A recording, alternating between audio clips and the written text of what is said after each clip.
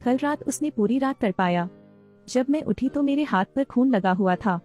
उसने अपने प्रेमी की ओर देखने के लिए अपना सिर घुमाया जिससे वह कल रात ही मिली थी, लेकिन अजीब तरह से मर गई। वह इतनी डरी हुई थी कि उसने अपना मुंह ढक लिया और आवाज निकालने की हिम्मत नहीं की।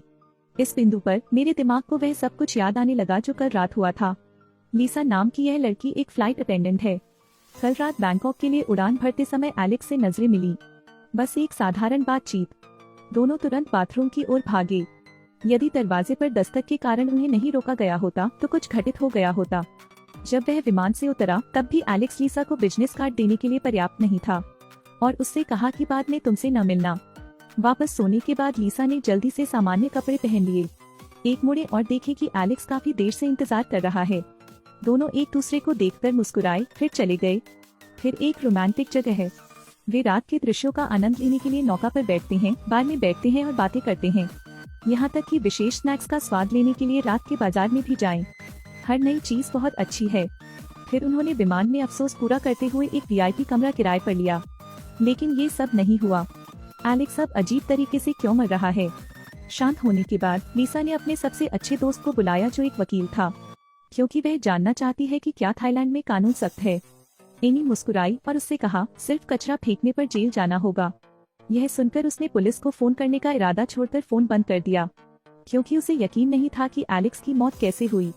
लेकिन वह जानती है कि इसमें शामिल होने से बचने का कोई रास्ता नहीं है, इसलिए वह यहाँ सीन संभालने लगी।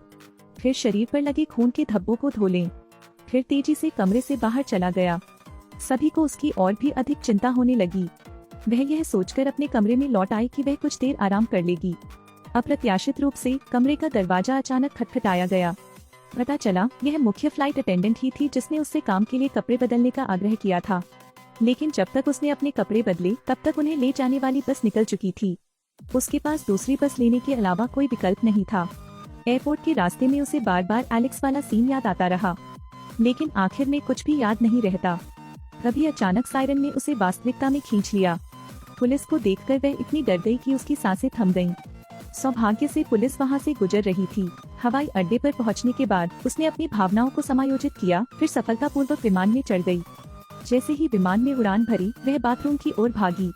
फिर आईने में देखें और खुद को आश्वस्त करें, भूल जाओ, सब भूल जाओ। आज का दुख, कल की थकान। आहा। जब सफाई कर्मचारियों ने कमरे की जांच की तो उन्हें एलेक्स का शव मिला। फिर तुरंत पुलिस को सूचना दी, लेकिन कल रात होटल का कैमरा टूट गया। पुलिस केवल एलेक्स की खबर ही पढ़ सकती है। फिर यह जांच करने के लिए पुलिस से संपर्क करे कि वह किस एयरलाइन से था।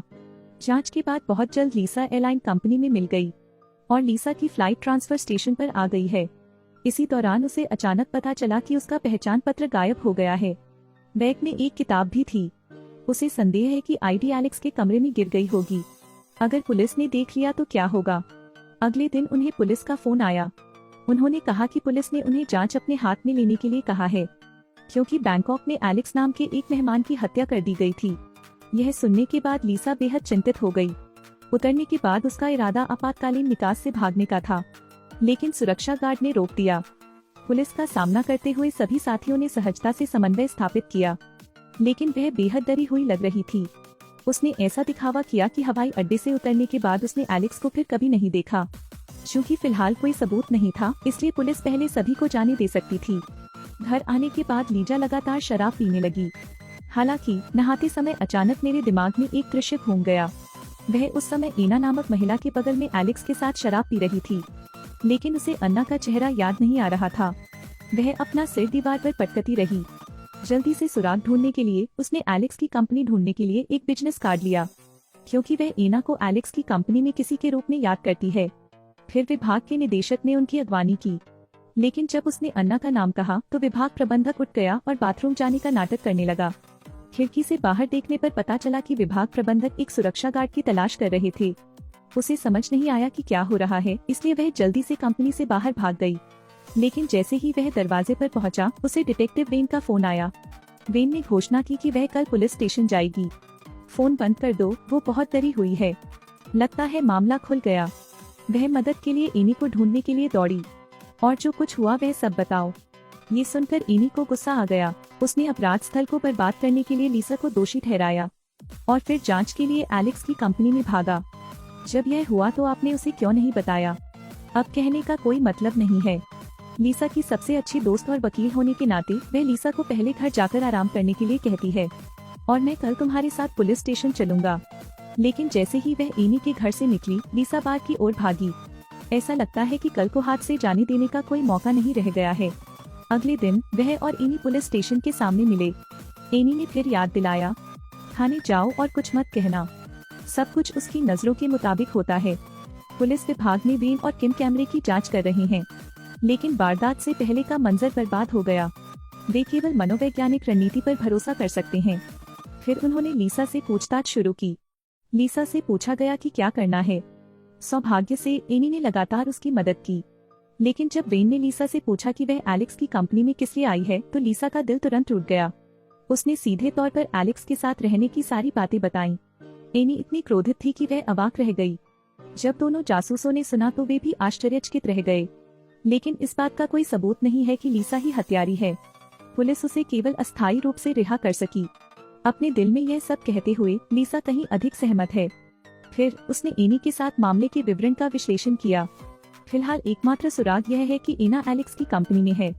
पहेली को सुलझाने के लिए लीसा बार में एलेक्स की कंपनी के रिसेप्शनिस्ट को ढूंढती है। फिर दूसरे पक्ष को जानने के लिए आमंत्रण विधि का उपयोग करें और दोनों बहुत अच्छी बातें करते हैं। तो रिसेप्शनिस्ट ने कंपनी के बारे में बात करना शुरू कर दिया। यह पता चला कि एना एलेक्स की पूर्व पत्नी है, लेकिन हाल ही में लगता है कि उनका ब्रेकअप हो गया है। इससे लीसा को आश्चर्य होता है कि जब वह और एलेक्स डेट पर गए थे तो एना भी वहाँ क्यों थी। शायद अन्ना ने नफरत के कारण एलेक्स की हत्या कर दी। फ्रंट डेस्क को अलविदा कहने के बाद लीसा बार से बाहर निकल गई। इस वक्त एक अजीब सी महिला उसे देख रही है। बस उसे आसानी से चाकू निकालते देखा, फिर तेजी से लीसा की ओर चल दिया। लेकिन किसे उम्मीद थी, अचानक फैंस की भीड़ ने रास्ता रोक लिया। जब वह बाहर निकलने की कोशिश कर रही थी, लीसा एक टैक्सी में बैठी और चली गई। इसके बाद जब लीसा घर पहुंची तो उसे पता चला कि दरवाजे का ताला किसी ने खोल दिया है। इससे वह डर गई, इसलिए जल्दी से सामान पैक किया और एनी के घर की ओर भागा। उसने खुले घर में एनी से बात की। यह सुनने के बाद एनी ने जांच विभाग में अपने दोस्त को बुलाया। एलेक्स के मामले के विकास को शीघ्रता से जानना चाहते हैं। आखिरकार एनी से पता चला कि बैंकॉक में पुलिस को हथियार मिल गया है। वे शराब की बोतलों पर उंगलियों के निशान का परीक्षण कर रहे हैं। यदि सबूत प्रामाणिक हैं, तो लीसा को संभवतः बैंकॉक जेल भेज दिया जाएगा। ऐसा लगता है कि हमें जल्द ही अन्ना को ढूंढना होगा, नहीं तो लीसा सबसे बड़ी संदिग्ध बन जाएगी। अगले दिन लीसा ने शेन के साथ अपॉइंटमेंट लिया। वह एलेक्स की स्मारक सेवा में अन्ना का सुराग ढूंढना चाहती है। वहीं दरवाजे पर पुलिस भी हर किसी पर नजर रख रही है। उन्होंने लीसा का हुलिया देखा। इस बार शक ज्यादा है। जब हर कोई एलेक्स को श्रद्धांजलि दे रहा था, तभी लीसा का फोन बजा। अंतिम संस्कार का माहौल तुरंत बर्बाद हो गया। उसने तुरंत माफी मांग ली, फिर फोन का जवाब देने के लिए बाहर भागा। पता चला कि यह एनी ही बुला रही थी। जांच से पता चला कि एलेक्स का परिवार कुछ लोगों को धन शोधन में मदद कर रहा था और अंत्येष्टि में सभी सज्जन लोग नहीं होते। उसने लीसा को जल्दी से चले जाने की सलाह दी, लेकिन फिर भी लीसा ने अन्ना का सुराग ढूंढने का फैसला किया। वह इधर उधर घूम रही थी, तभी अचानक उसने एलेक्स की मां को दुखी होते देखा। वह आज भी अपने बेटे की मौत के गम में डूबी हुई हैं। लीसा ने उसका अपमान नहीं किया, न ही इसका हिसाब लगाया।